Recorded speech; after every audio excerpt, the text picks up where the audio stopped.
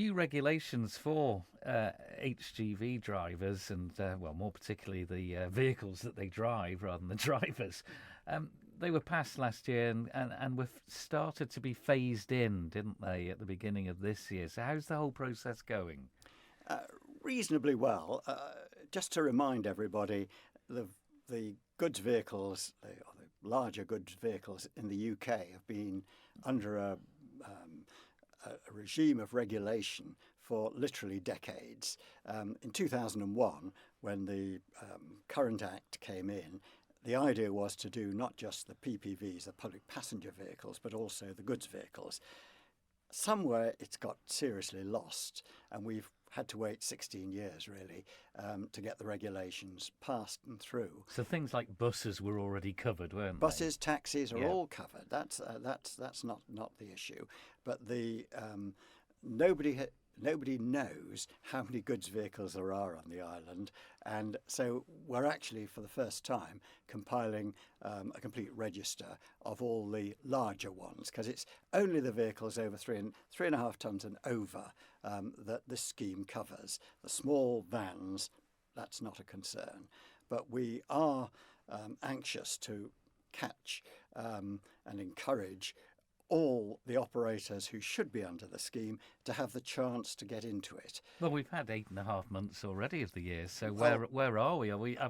Are you concerned that there are some that still haven't properly registered and undertaken the maintenance they should? We've had 60 applications already. That includes some of the very large operators on the island, names that everybody knows.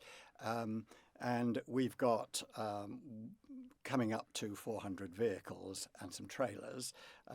So it's going along quite nicely. But just to make sure that everybody knows what we're trying to do, the reason for these regulations is to improve public safety. It's higher maintenance requirements, isn't it? Well, it's not just higher maintenance requirements. We start off with the operator, and the operator has to have good repute. And that means that operators who, for example, have got criminal convictions relating to the operation of their business, they will be in danger of losing their good repute. And that's a scheme that works across. And ours is parallel, but I would say it's a rather gentler scheme. The other thing is that for this transitional year, anybody on the island who's got a haulage business and registers, they register free. But from the 1st of January 2020, people will be charged for registering. So there's an incentive to get on with it and what if they're unregistered?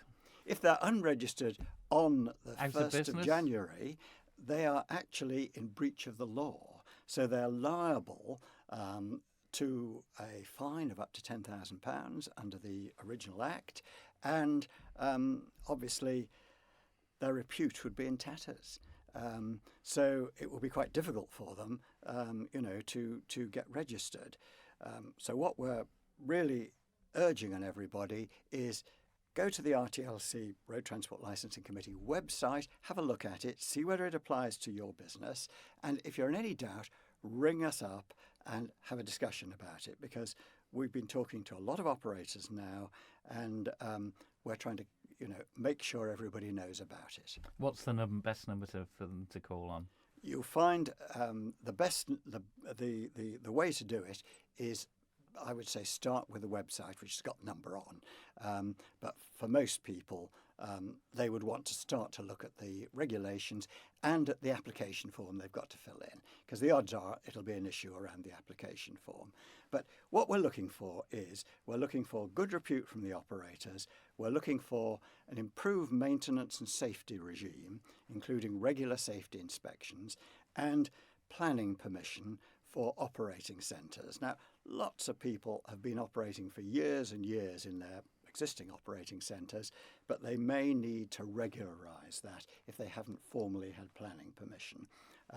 And one of the great things about this transitional period, they've got several years in which they can actually regularise that. So if they register with us but ask for a period of grace to get the operating centre sorted out, that's fine. 1st of January 2020, if they come in, we'll expect them then to have planning permission.